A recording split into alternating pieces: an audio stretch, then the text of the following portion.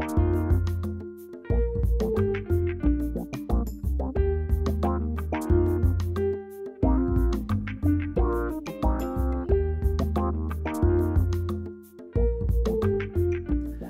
jeg hedder Allan Ryberg. Jeg skaber sammen med jer de fede løsninger, og er derfor designeren i Ryberg Design. Og i dette afsnit, der skal vi se, hvorledes et køkken bliver designet. Så kunne valmød være en god mulighed. En varm og lækker træsort. Det, der er rigtig kendetegnende for Ryberg Design, det er, at der er ingen standardløsninger, og alt det bliver skabt fra bund hver gang, lige efter jeres ønsker.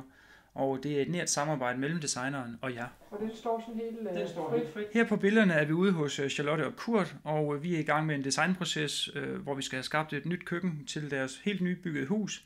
Og i det her tilfælde der viser jeg 3 løsninger, som vi har arbejdet med og kreeret lige efter Charlotte og Kurts ønsker og drømme. Fra løsningsforslag 2, så det giver en helhed. De her 3 løsningsforslag, vi ser her, skaber inspiration til det endelige design, og sammen med Charlotte og Kurt finder vi frem til den helt optimale løsning for dem. Ja, og så endelig her, der tager vi og bruger det med stålsoklen. Og den opsætning, du har lavet her i løsningsforslag 2? Efter beslutningen om det endelige design, så tager jeg tilbage på kontoret og gennemarbejder alle detaljerne og alle finurlighederne for at kunne levere en fejlfri løsning. Og så er der faktisk kun tilbage at lave kvalitetskontroller, producere det og så levere det til sidst.